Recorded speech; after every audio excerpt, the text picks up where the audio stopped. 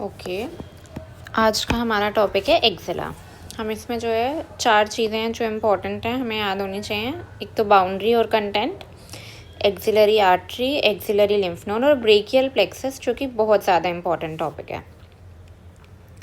अब अगर हम एक्जिला की बात करें तो एक्जिला कैसा होता है बेटा? एक्जिला हमारा एक पिरामिड होता है, ठीक है, पिरामिड होता है। और इस पिरामिड में क्या है कि एक हमारे पास होता है एपेक्स, ये रहा एपेक्स, और एक हमारे पास में होता है बेस, ये रहा देखो बेस, ठीक है।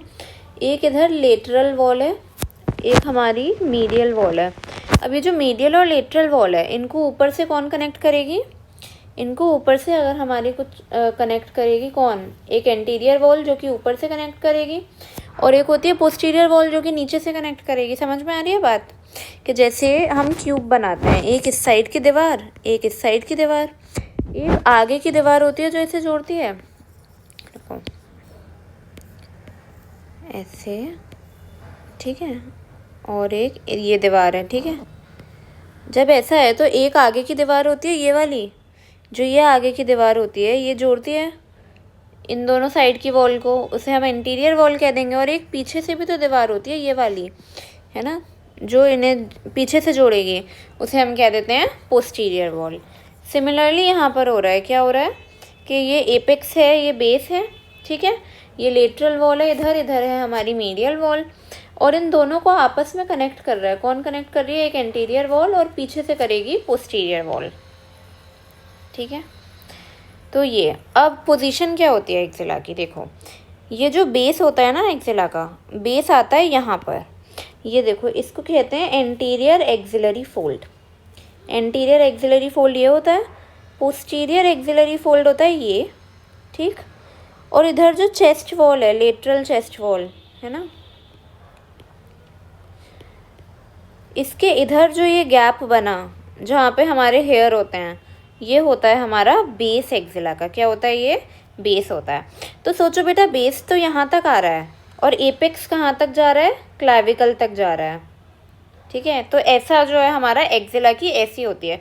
एक्जिला होता क्या है बेसिकली? एक्जिला हमारा रास्ता है किस चीज़ के लिए? कि जो ब्रेकियल प्लेक्सस होती है ना, उसकी जो ट्रंक होती है वो नेक में बनती है, और उसे नेक से आना है एक्जिला तक, अपर लिम्ब तक, क्योंकि ब्रेकियल प्लेक्सस की नर्व कैसे सप्लाई करती हैं? अपर लिम्ब को सप्लाई करती हैं। तो ब्रेकियल प्लेक्सस को अपर लिम्ब तक आना है, तो यहाँ पे क्या होना चाहिए? एक रास्ता होना चाहिए, उसी रास्ते का नाम एक्जिला है।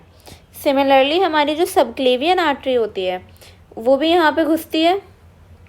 सबक्लेवियन आर्टरी यहाँ पे जब घुसती है तो वो एक्सिलरी आर्टरी बन जाती है, हम पढ़ेंगे, और उसे भी वो फिर हाथ में आती है तो ब्रेकियल आर्टरी बन जाती है, और ब्रेकियल आर्टरी को आर्म को सप्लाई करना है।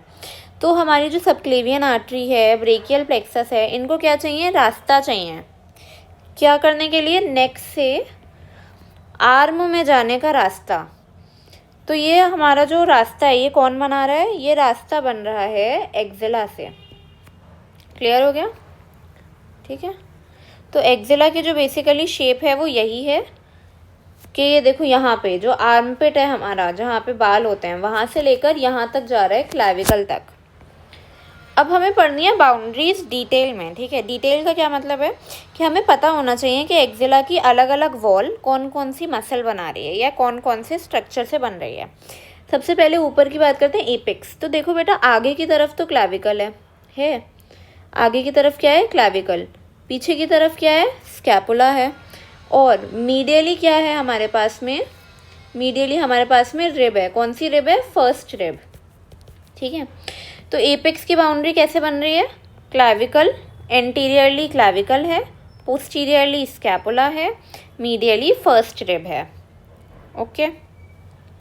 फिर अगर हम बात करेंगे कि एंटीरियर वॉल कौन बनाएगा, यहाँ पे बताओ कौन सी मसल पढ़ी है हमने? यहाँ कौन सी मसल होती है? पेक्टोरालिस मेजर, याद है? पेक्टोरालिस मेजर मसल यहाँ पे पढ़ी थी हमने। पेक्टोरालिस मेजर जो है वो एंटीरियर वॉल बनाती है, और पेक्टोरालिस मेजर के नीचे एक और मसल होती है जो हमने पढ़ी थी, पेक्टोरालिस माइनर। और साथ में ये देखो कि जो फर्स्ट रिब और क्लैविकल के बीच में भी तो एक मसल पड़ी थी। कौन सी मसल थी? याद करो, सब क्लेवियस, ठीक है। तो सब क्लेवियस, पेक्टोरालिस मेजर और पेक्टोरालिस माइनर। ये देखो, ये पूरा का पूरा ये हमारा एक्जिला है इधर, है ना, ये क्या है, एक्जिला है। और देखो ये पूरी की पूरी जो पेक्टोरालिस मेजर है ये आ गई। पेक्टोरालिस मेजर के नीचे पेक्टोरालिस माइनर और सबक्लेवियस, ये तीनों की तीनों क्या बनाती हैं, एंटीरियर वॉल बनाती हैं। ठीक है, इतना देखते हैं बाउंड्रीज। एपेक्स की हमने बाउंड्री देख ली, क्या देखी हमने कि एंटीरियरली हमारा होता है क्लैविकल, एंटीरियरली क्या होता है clavicle, medially outer border first strip का, और पोस्टीरियरली होता है स्कैपुला। ठीक है, फिर देखो एपेक्स क्या है, axillary artery and trunk of brachial plexus हमारी नेक से एक्सिला में जाती हैं एपेक्स से होती हुई। ओके, अब हम देखें एंटीरियर वॉल कौन कौन बना रहा है, ध्यान से देख लीजिए। पेक्टोरालिस माइनर, मेजर, माइनर और सबक्लेवियस, ये तीनों हमारी क्या बनाती हैं, एंटीरियर वॉल। अब हम बात करते हैं पोस्टीरियर वॉल की, तो हमारे पास में 3 मसल्स हैं, सब स्कैपुलारिस, टेरिस मेजर और लेटिसिमस डोर्साई।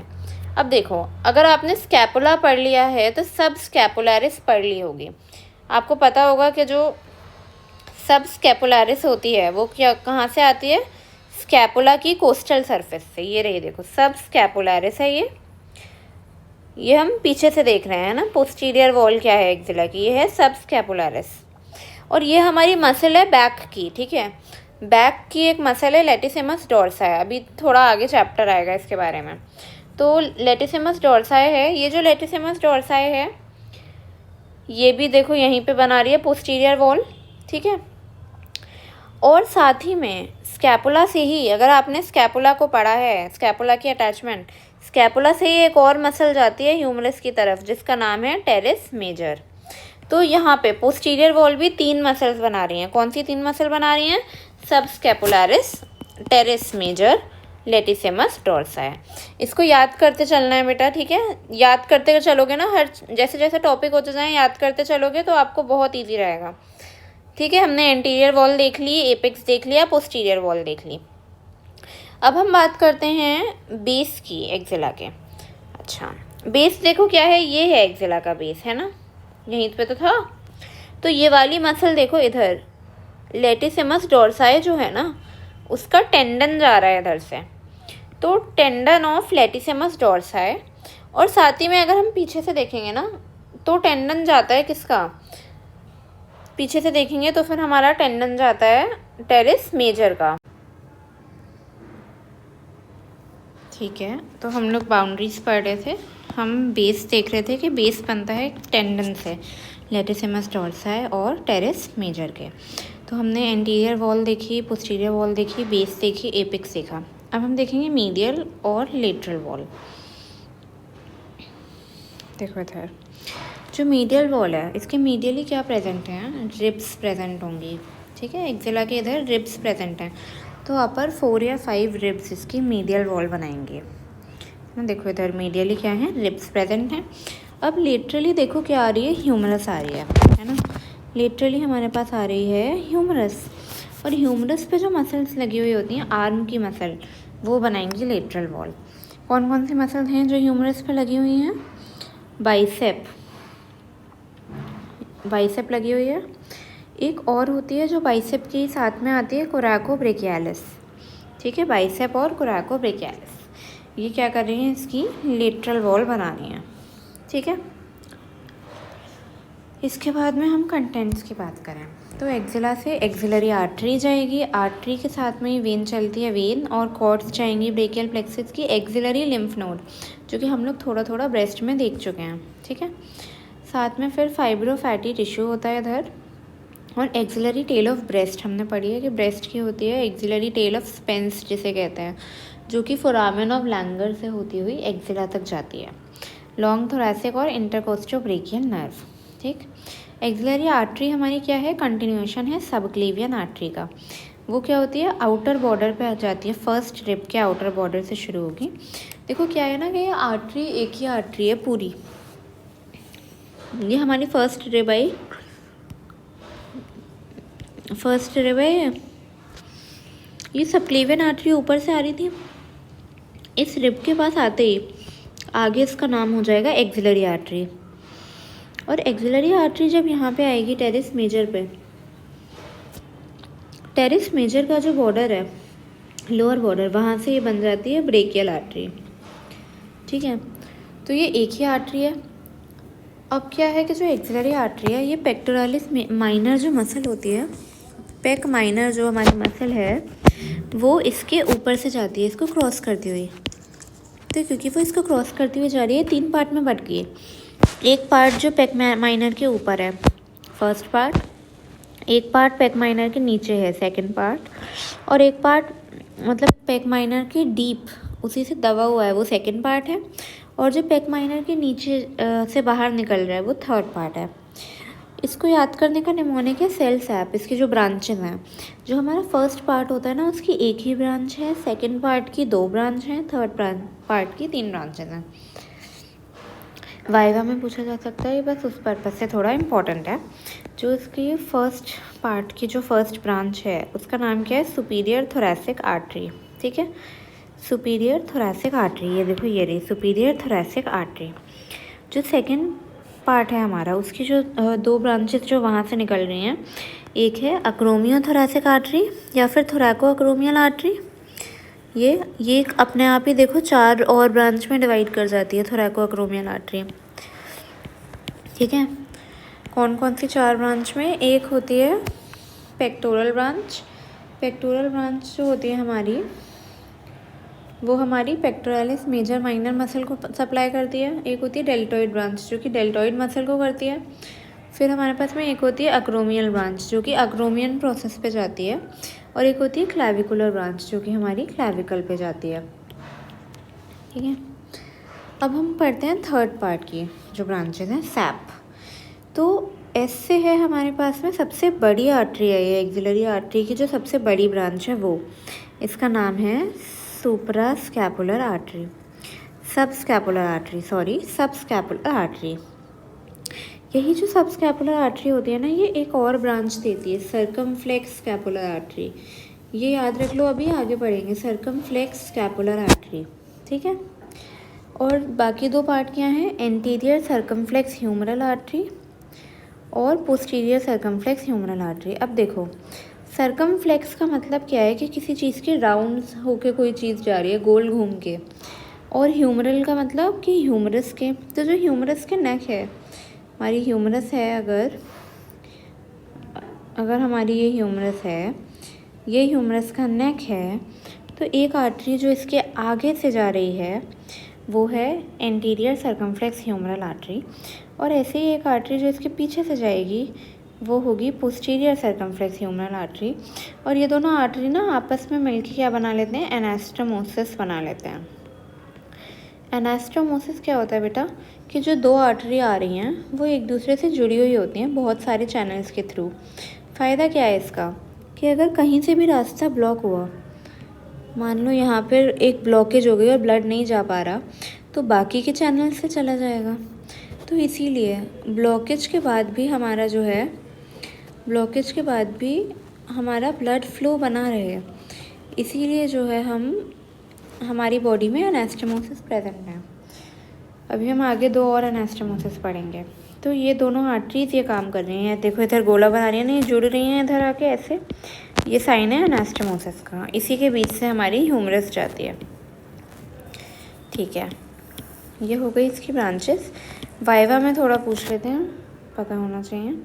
अब आर्टीरियल एनास्टोमोसिस अराउंड स्कैपुला, देखो ये ज़्यादा डिटेल में करने की इसको ज़रूरत नहीं है क्योंकि इतना पूछेंगे नहीं, हालांकि थोड़ा नॉलेज के पर्पज़ से मैं बता देती हूँ, बट ये पूछा नहीं जाता है। ठीक है, देखो 2 जगह पे हमारे बन रहे हैं एनास्टोमोसिस, जो बन रहे हैं वो कहाँ कहाँ बन रहे हैं, 2 जगह पे बन रहे हैं। एक तो अक्रोमियन प्रोसेस के पास में बन रहा है और एक बन रहा है around the body of scapula. ठीक है, क्या है ना कि जो सबक्लेवियन आर्टरी होती है इसके भी 3 पार्ट होते हैं, तुम पढ़ोगे ये बाद में। तो इसका जो फर्स्ट पार्ट होता है वहाँ से निकलता है थायरो सर्वाइकल ट्रंक, इसको साथ में याद करते चलना है। सबक्लेवियन आर्टरी के फर्स्ट पार्ट से निकलता है थायरो सर्वाइकल ट्रंक, और थायरो सर्वाइकल ट्रंक की ही 2 ब्रांचेज और निकलती हैं, सुप्रास्कैपुलर आर्टरी और deep branch of transverse cervical artery. Suprascapular और deep branch of transverse cervical artery. अब ये एनास्टोमोसिस देखो कौन कौन बना रहा है, ये क्या है, सुप्रास्कैपुलर आर्टरी है। एक तो ये यहाँ आ गई और इसी की एक ब्रांच जो अक्रोमियन प्रोसेस पे जा रही है। अब क्योंकि इसकी ये ब्रांच अक्रोमियन प्रोसेस पे जा रही है तो इसको क्या बोलेंगे, अक्रोमियल ब्रांच ऑफ सुप्रास्कैपुलर आर्टरी। ठीक है। सिमिलरली यहाँ पे याद है हमें बताया था थोरैको अक्रोमियल या अक्रोमियो थोरैसिक आर्टरी होती है, एक ही बात है, कैसी भी कह लो आगे पीछे। तो इसकी भी एक ब्रांच होती है अक्रोमियल। 4 ब्रांच पड़ी थी, कौन कौन सी थी वो, अक्रोमियल, क्लैविकुलर, डेल्टोइड, पेक्टोरल। तो अक्रोमियल ब्रांच ऑफ थोरैको अक्रोमियल आर्टरी भी इधर जा रही है। इसके अलावा ये वाली जो आर्टरी है पोस्टीरियर सर्कमफ्लेक्स ह्यूमरल आर्टरी, ये पोस्टीरियर सर्कमफ्लेक्स ह्यूमरल आर्टरी की भी अक्रोमियल ब्रांच इधर जाती है। तो ये हमारा एनास्टेमोसिस बन गया अराउंड अक्रोमियल प्रोसेस। एक एनास्टेमोसिस बनता है हमारा around the body of the scapula. उसमें एक तो ये सुप्रास्कैपुलर आर्टरी है जो इधर जा रही है। अब हमारे पास में एक सबस्कैपुलर आर्टरी पड़ी थी, याद है, और मैंने कहा कि सबस्कैपुलर आर्टरी एक और ब्रांच देती है, सर्कमफ्लेक्स स्कैपुलर आर्टरी, ये भी इधर एनास्टेमोस बना रही है। और थायरो सर्वाइकल ट्रंक से ही जो एक और आर्टरी आ रही है, deep branch of transverse cervical artery, इसकी भी ब्रांच यहाँ एनास्टेमोसिस बना रही है। ठीक है। तो एनास्टेमोसिस का क्या सीन है, अब अगर हम ध्यान से देखें कि around the body of the scapula कौन कौन बना रहा है, एक तो सुप्रास्कैपुलर आर्टरी बना रही है ना, एक तो सुप्रास्कैपुलर आर्टरी ने बनाया, एक हमारी सर्कमफ्लेक्स स्कैपुलर आर्टरी ने बनाया, और एक हमारी deep branch of transverse cervical artery ने बनाया। ठीक है। एक बनाया सुप्रास्कैपुलर आर्टरी ने, deep branch of transverse cervical artery ने, और सर्कमफ्लेक्स स्कैपुलर आर्टरी ने। और अगर हम अक्रोमियल प्रोसेस के पास में देखेंगे तो फिर किसने बनाया, acromial branch of suprascapular artery, acromial branch of थोरैको अक्रोमियल artery, acromial branch of posterior circumflex humeral artery. ठीक है। बाकी लिम्फ नोड्स देखने हैं जो थोड़े से इम्पोर्टेंट हैं। एक्सिलरी लिम्फ नोड हमारे 5 ग्रुप में बांट रखे हैं। देखो, जो आगे की तरफ प्रेजेंट हैं एंटीरियरली, जो आगे की तरफ एंटीरियरली प्रेजेंट होंगे उनको हम बोलते हैं एंटीरियर ग्रुप। अब क्योंकि ये एंटीरियरली प्रेजेंट है तो ये कहाँ कहाँ का लिम्फ ड्रेन करेगा, अपर हाफ ऑफ ट्रंक का। ठीक है, ट्रंक का जो अपर हाफ है वहाँ का, और मेजरली ब्रेस्ट का, क्योंकि ब्रेस्ट यहीं पे एंटीरियरली प्रेजेंट है। ऐसे ही हमारे पास में पोस्टीरियर लिम्फ नोड्स हैं जो पीछे की तरफ होंगे। अब वो पीछे की तरफ है तो उनका भी सेम काम है कि अपर हाफ ऑफ ट्रंक से ड्रेन करेंगे, बट पीछे की तरफ से पोस्टीरियरली करेंगे। ठीक है। फिर अब है लेटरल ग्रुप जो लेटरली प्रेजेंट है। अब क्योंकि ये लेटरली है, आर्म के पास है, तो ये अपर लिम्फ का लिम्फ ड्रेन करेगा। ठीक है। अब ये तीनों क्या करते हैं ना, ये तीनों अपना लिम्फ दे देते हैं किसे, इस बीच वाले को। ये जो बीच वाला ये कौन है, सेंट्रल ग्रुप। ठीक है। यही जो सेंट्रल ग्रुप अब हमारा है, इससे लिम्फ कहाँ जाता है, एपिकल ग्रुप में। ठीक है। तो ऐसे साइकिल पूरी चलती है। फिर एपिकल ग्रुप हमारा आगे जाके हायर चैनल में ड्रेन करता है।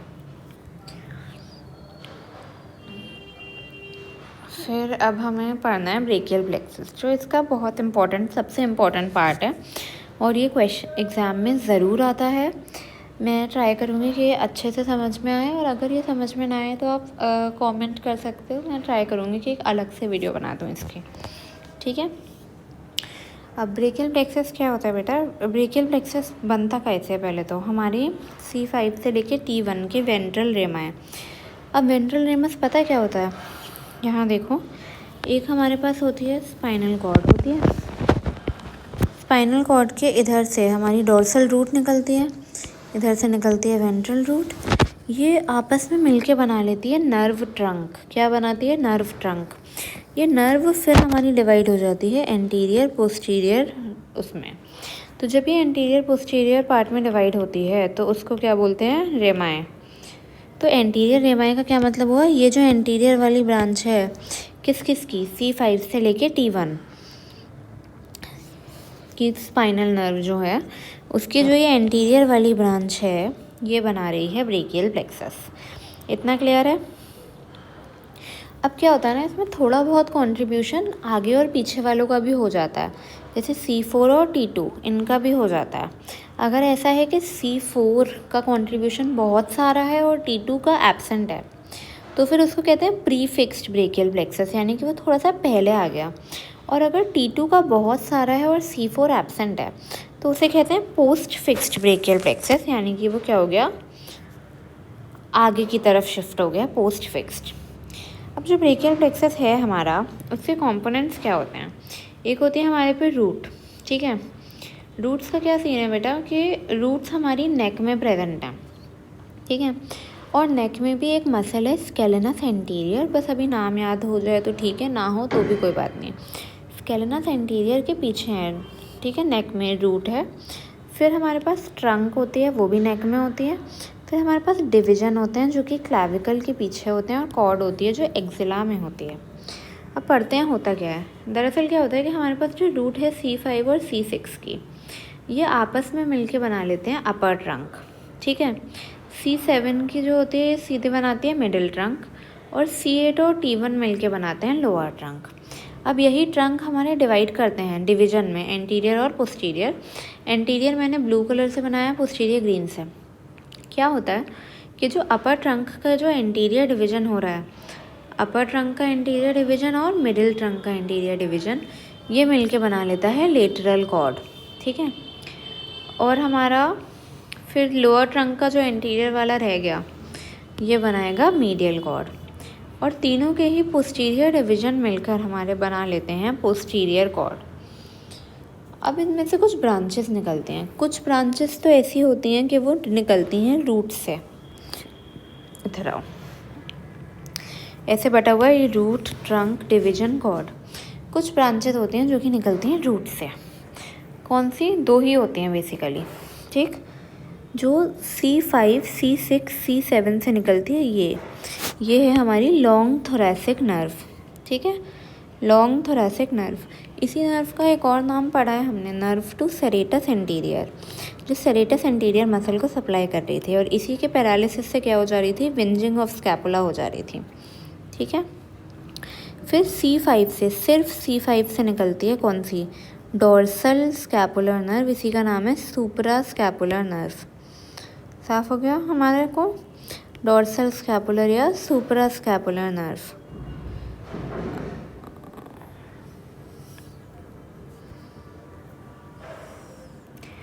इसका नाम है बेटा डोर्सल स्कैपुलर नर्व। सॉरी, सुप्रा स्कैपुलर नर्व दूसरी होती है, डोर्सल स्कैपुलर नर्व। तो रूट से हमारी जो है अभी दो नर्व्स निकल रहे हैं, लॉन्ग थोरैसिक नर्व और डोर्सल स्कैपुलर नर्व। जो लॉन्ग थोरैसिक नर्व है वो तीनों से आ रही है, C5, C6, C7 से, और डोर्सल स्कैपुलर नर्व आ रही है C5 से। अगर हम ट्रंक की बात करें तो केवल अपर ट्रंक है जिससे ब्रांचेस आती हैं। उनमें से एक होती है सुप्रा स्कैपुलर और एक होती है नर्व टू सबक्लेवियस। इधर देखो, ये C5 और C6 की रूट्स ने मिलकर क्या बना लिया? अपर ट्रंक। अपर ट्रंक आगे जाके डिवाइड करके एंटीरियर और पोस्टीरियर डिवीजन में। लेकिन इसी ट्रंक से दो और ब्रांचेस निकली, एक है सुप्रा स्कैपुलर नर्व और एक है नर्व टू सबक्लेवियस। अब जहाँ पे ये छहों मीट कर रही हैं, इस पॉइंट को कहते हैं अर्ब्स पॉइंट। इसमें का एक बहुत इंपॉर्टेंट क्लिनिकल केस होता है अर्ब्स पैल्सी का, या अर्ब्स पैरालिसिस जिसे बोलते हैं। तो उसमें यही वाले जो होते हैं ना, यही वाला एरिया बिल्कुल डैमेज हो जाता है, ठीक है। ठीक, ये पढ़ लिया हमने। अच्छा, अब देखो बेटा रूट वैल्यू कैसे निकालते हैं। जैसे C5 से आ रही है तो C5 है इसकी रूट वैल्यू, ये 5, 6, 7 तीनों से आ रही है तो तीनों हैं। अब ये वाली दोनों देखो हमारे पास में अपर ट्रंक से आ रही हैं। और अपर ट्रंक कैसे बनी है? अपर ट्रंक बनी है C5 और C6 को मिला के। तो अपर ट्रंक से जो भी ब्रांचेस जाएंगी इधर उधर, उन सब की रूट वैल्यू क्या हो जाएगी? C5, C6। तो सुप्रा स्कैपुलर नर्व की और नर्व टू सबक्लेवियस की दोनों की ही रूट वैल्यू C5, C6 है। अब हम कॉर्ड देख लेते हैं, लेटरल कॉर्ड। लेटरल कॉर्ड कैसे बन रही है देखो, अपर और मिडिल ट्रंक के डिवीजन से। तो C5, C6, C7 हमारी लेटरल कॉर्ड से जितनी भी ब्रांचेस जाएंगी उनकी रूट वैल्यू यही है, C5, C6, C7। इसका निमोनिक है LLM, ठीक है, LLM, lateral pectoral nerve, lateral root of median nerve और मस्कुलोक्यूटेनियस नर्व। हमने पढ़ा है लेटरल पेक्टोरल नर्व सप्लाई किसको करती है, पेक्टोरालिस मेजर माइनर को। Lateral root of median nerve, अभी तुम पढ़ोगे एक मोटी सी नर्व होती है, मीडियन नर्व होती है। जो ये मीडियन नर्व होती है ये अपने आप ही 2 रूट से बनती है, एक लेटरल रूट से बनती है और एक मीडियन रूट से। ये देखो मीडियल रूट से ये रहा, जो कि मीडियल कॉर्ड से आएगा, medial root of median nerve. और मस्कुलोक्यूटेनियस नर्व, मस्कुलोक्यूटेनियस नर्व हमारी बहुत इंपॉर्टेंट है, जो आर्म की मसल है ना, बाइसेप की नर्व सप्लाई है। फिर हम बात करें किसकी, मीडियल कॉर्ड की कर लेते हैं। मीडियल कॉर्ड ये रही। अब जो मीडियल कॉर्ड है वो बनी कैसे, लोअर ट्रंक से। C8 और T1 इसकी रूट वैल्यू होनी चाहिए, ठीक है। जो पहली 4 इसका निमोनिक है M4U, यानी कि 4 बार M आता है 1 बार U। तो जो पहली 4 हैं M वाली, उनकी सप्लाई यही है। लेकिन अल्नर नर्व में थोड़े से फाइबर्स आ जाते हैं C7 के, ठीक है, थोड़े से फाइबर्स आ जाते हैं C7 के। तो अल्नर नर्व इस चीज़ का एक्सेप्शन है कि C7, C8, T1 है उसकी रूट वैल्यू। और बाकी की 4 कौन सी है, मीडियल पेक्टोरल नर्व, ये भी पेक्टोरालिस मसल्स को सप्लाई कर रही थी। Medial cutaneous nerve of arm, medial cutaneous nerve of forearm, medial root of median nerve, जो कि अभी बताया मैंने। अब क्यूटेनियस क्या होता है बेटा, जो स्किन की सप्लाई करती है, ठीक है, स्किन की सप्लाई। और मीडियल साइड पे, आर्म के मीडियल साइड पे स्किन को सप्लाई करेगी, और साथ ही में फोर आर्म के मीडियल साइड पे भी स्किन को सप्लाई करेगी। फिर हम बात करें अगर पोस्टीरियर कॉर्ड की, अल्ट्रा इसका निमोनिक है। अब पोस्टीरियर कॉर्ड में क्या है ना, कि पोस्टीरियर कॉर्ड सारे ही ट्रंक से बन रहा है, तो इसकी रूट वैल्यू में सारी वो रूट्स आनी चाहिए।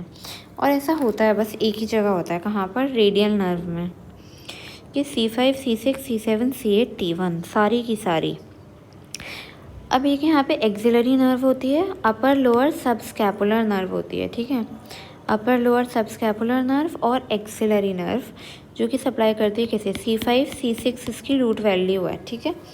अब एक्सिलरी नर्व हमारी सप्लाई करती है लेटिसिमस, एक्सिलरी नर्व हमारी सप्लाई करती है डेल्टॉइड को और टेरेस माइनर को। ये मैं क्यों बता रही हूँ, क्योंकि अभी हम आगे अर्ब्स पैल्सी पढ़ेंगे, तो उसमें आपको बहुत ज़्यादा ज़रूरत है इसकी, कि मस्कुलोक्यूटेनियस नर्व सप्लाई करती है किसको, ब्रेकियल प्लेक्सस को, और एक्सिलरी नर्व सप्लाई करती है डेल्टॉइड को, टेरेस माइनर को। फिर हमारी ये आ गई थोरैकोडोर्सल नर्व और nerve to latissimus dorsi. Latissimus dorsi back में पढ़ेंगे। इसकी रूट सप्लाई रूट जो है, रूट वैल्यू थोड़ी सी अलग है, C6, C7, C8 है, इसको याद करते चलेंगे, ठीक है। अब देखो, इसको पढ़ना है हमें। अर्ब्स पैरालिसिस होता है, एक होता है क्लम्पकीज। जो अर्ब्स पैरालिसिस है वो है अपर प्लेक्सस इंजरी। ये होता क्यों है, जब हमारा जो गर्दन होती है वो खिंच जाती है, यानी कि गर्दन और शोल्डर के बीच में, हेड और शोल्डर के बीच में जो एंगल है वो बहुत ज़्यादा बढ़ गया। अब ऐसा कब कब हो सकता है, या तो कोई इंसान जो है ऊपर से नीचे जब गिरे तो शोल्डर पे लैंड करे, देखो ये शोल्डर पे लैंड करे, जिससे ऐसे चोट लग जाए, गर्दन खिंच जाए। या फिर ये बेबी देखो आ रहा है, इससे हमने ऐसे खींच के बाहर निकाला कि इसकी गर्दन खिंच गई। तो अब इसमें होता क्या है, C5 और C6 वाली रूट जो होती है वो डैमेज हो जाती है, इसीलिए इसको कहते हैं अपर प्लेक्सस इंजरी, ऊपर वाली रूट डैमेज हो रही है, ठीक है। इसका एक कैरेक्टरिस्टिक साइन होता है पुलिसमैन स्टेप या पोटर स्टेप या वेटर स्टेप हैंड। अब इसमें क्या होता है ना, एक तो देखो एक्सिलरी नर्व हमारी डैमेज हो गई, तो डेल्टॉइड मसल पैरालाइज हो गए। डेल्टॉइड मसल क्या करती है, अबडक्शन कराती है। अब क्योंकि डेल्टॉइड मसल अबडक्शन कराती है आर्म का, तो फिर अगर वो पैरालाइज हो गई तो आर्म कैसा रहेगा, अडक्टेड। ये देखो इस बच्चे का आर्म कैसा होगा, अडक्टेड होगा, ये दूर नहीं जा पाएगा, ठीक है। अब हमारी supraspinatus, infraspinatus, teres minor. Teres minor की नर्व सप्लाई मैंने अभी बताई थी, एक्सिलरी नर्व ही है, और सुप्रास्कैपुलर नर्व सप्लाई करती है सुप्रास्पाइनेटस को और इंफ्रास्पाइनेटस को। तो सुप्रास्कैपुलर नर्व जो थी इसकी भी रूट वैल्यू बताई थी, C5, C6 ही थी, तो ये भी डैमेज हो गई। ये तीनों मसल्स क्या करती हैं, लेटरल रोटेशन कराती हैं आर्म का। अब इनमें से कुछ मसल हैं जो हम लोग आर्म में पढ़ेंगे और कुछ मसल हैं जो कि हम लोग बैक में पढ़ेंगे। बस अभी के लिए आपको थोड़ा थोड़ा याद करना है कि ये कराती हैं लेटरल रोटेशन, क्योंकि ये पैरालाइज हो गई तो अब आर्म कैसा रहेगा, मीडियली रोटेटेड रहेगा, ठीक है। फिर बाइसेप के बेटा 2 काम होते हैं। पहले तो बाइसेप को सप्लाई कौन करती है, मस्कुलोक्यूटेनियस नर्व, और बाइसेप के 2 काम हैं। एक तो वो फ्लेक्शन कराती है एल्बो का, ठीक है, और साथ में सुपिनेशन कराती है फोरआर्म का। Supination, pronation, adduction, abduction, medial rotation, lateral rotation, मैं ऐसा मान के चल रही हूँ आपको पता है, और अगर नहीं पता है तो देख लीजिए कि क्या होता है, ठीक है। सुपिनेशन का मतलब होता है जब हम सीधे खड़े हुए हैं, हाथ को आगे की तरफ करके। प्रोनेशन का मतलब पीछे की तरफ करके, ठीक है। फिर बाइसेप क्या है, हमारी सुपिनेटर है, और बाइसेप ही हमारी फ्लेक्सर है। अब बाइसेप के पैरालिसिस से हमारी जो एल्बो है वो कैसी रहेगी, एक्सटेंडेड, हाथ हमारा मुड़ेगा ही नहीं, और साथ में प्रोनेटेड, पीछे की तरफ घूमा हुआ, देखो इस बच्चे का हाथ ऐसा। और हमारा क्या होगा कि C6 जो होती है थोड़ी सी सेंसेशन प्रोवाइड करती है, तो थोड़ा सा लॉस ऑफ सेंसेशन हो जाएगा। ये सब कुछ हमारा अर्ब्स पैल्सी में हो रहा है। फिर आती है क्लम्पकीज पैरालिसिस या लोअर प्लेक्सस इंजरी। अब ये कब होता है, ये तब हो रहा है जब हाथ खिंच रहा है। हमारा जो अर्ब्स पैरालिसिस है वो तब हो रहा था जब गर्दन खिंच जा रही थी। ये तब हो रहा है जब हमारा आर्म खिंच रहा है। हाइपर अबडक्शन अगर हमने कर दिया अपने हाथ का, तो किस केस में हो सकता है ये, जैसे आप ऊपर से गिरे और आपने पेड़ को पकड़ लिया खुद को बचाने के लिए, देखो इधर, या फिर आप इधर देखो कि अगर अब कई में बार डिलीवरी में क्या होता है ना कि पहले बच्चे का हाथ आगे आता है, तो अगर हम ऐसे हाथ से करके ज़ोर से खींचेंगे तो यहाँ पे चोट आ जाएगी। इसको क्या बोलते हैं बेटा, इसको हम लोग बोलते हैं extended arm in a breech presentation, ठीक है। बस याद करना है, इसमें ज़्यादा है नहीं, extended arm in a breech presentation. क्या है कि जो नर्व रूट्स इसमें इन्वॉल्व हैं वो क्या हैं, C8 और T1, इसीलिए हम इसको कह रहे हैं लोअर प्लेक्सस इंजरी। नीचे वाली रूट्स जो है डैमेज हो रही हैं, कभी कभी C7 भी हो जाती है। अब दिक्कत क्या आती है बेटा कि सबसे ज़्यादा जो इसमें डैमेज होने वाली चीज़ है वो है अल्नर नर्व। अल्नर नर्व एक बहुत इम्पॉर्टेंट काम है अल्नर नर्व का, कि अल्नर नर्व जो है हाथ की सारी मसल्स को, लगभग सारी मसल्स को सप्लाई करती हैं, और रिस्ट और फिंगर्स को भी सप्लाई करती हैं, ठीक है। इसके चक्कर में हमारी एक बहुत ज़रूरी चीज़ हो जाती है जिसको कहते हैं क्लॉ हैंड। कैसा दिखता है क्लॉ हैंड, ऐसा दिखेगा। हाथ की सारी मसल्स पैरालाइज हो जाएंगी, रिस्ट की, फिंगर्स की, सारी की मसल पैरालाइज हो जाएंगी, इंसान का हाथ एकदम ऐसे जकड़ जाएगा, क्लॉ हैंड बनेगा। और साथ में अल्नर नर्व क्या करती है कि फोर आर्म और हाथ पे मीडियल साइड पे सेंसेशन देती है, तो वहाँ लॉस हो जाएगा। अब देखो T1 की जो रूट होती है ना, उसका एक ख़ास काम होता है, ये सिंपैथेटिक सिस्टम में भी आती है। तो अगर T1 भी डैमेज हो रहा है तो हमारा जो सिंपैथेटिक सिस्टम है उसमें ख़राबी आ जाती है, जिसको हम लोग बोलते हैं हॉर्नर्स सिंड्रोम। उसमें थोड़ी कुछ चीज़ें होती हैं जैसे कि पार्शियल टोसिस। टोसिस क्या होता है बेटा, आईलिड का ड्रूप हो जाना, यानी कि तुम्हारी जो आईलिड है वो बंद हो रही है, ठीक है, खुल नहीं रही, उसे कहते हैं पार्शियल टोसिस। फिर मियोसिस क्या, मियोसिस, एनहाइड्रोसिस और इनॉफ्थैल्मोस। इनॉफ्थैल्मोस का मतलब आई बॉल का डिस्प्लेसमेंट हो जाता है। अब देखो क्या होता है कि सिंपैथेटिक सिस्टम कब एक्टिवेट होता है, इमरजेंसी में। इमरजेंसी में क्या होता है, ऐसे हम डर जाते हैं ना, हमारी आंखें एकदम फटी की फटी रह जाती हैं, तो आंखें हमारी एकदम डायलेट हो जाती हैं इमरजेंसी में। लेकिन क्योंकि हमारा सिंपैथेटिक सिस्टम एकदम ख़राब है, तो अब हमारी आंखें डायलेट होने की जगह कंस्ट्रिक्ट करेंगी, यानी कि हमें मियोसिस होगा, जिसको कहते हैं कंस्ट्रिक्शन ऑफ प्यूपिल। और क्या होता है, जब इमरजेंसी होती है हमारे डर के हमारे पसीने छूटने लगते हैं। अब सिंपैथेटिक सिस्टम हमारा ख़राब है तो हमारे पसीने आने में दिक्कत होगी, जिसको कहते हैं एनहाइड्रोसिस, ठीक है। तो ये सारी चीज़ें होती हैं हॉर्नर्स सिंड्रोम में, ये दोनों में डिफरेंस है। और पढ़ लीजिएगा, सिंपल सा है, समझा दिया है मैंने। इसी के साथ में हमारी ये वीडियो ख़त्म होती है, एंड आई एम सॉरी जो भी डिले हुआ उसके लिए। आई होप आप लोगों को अच्छा लगे।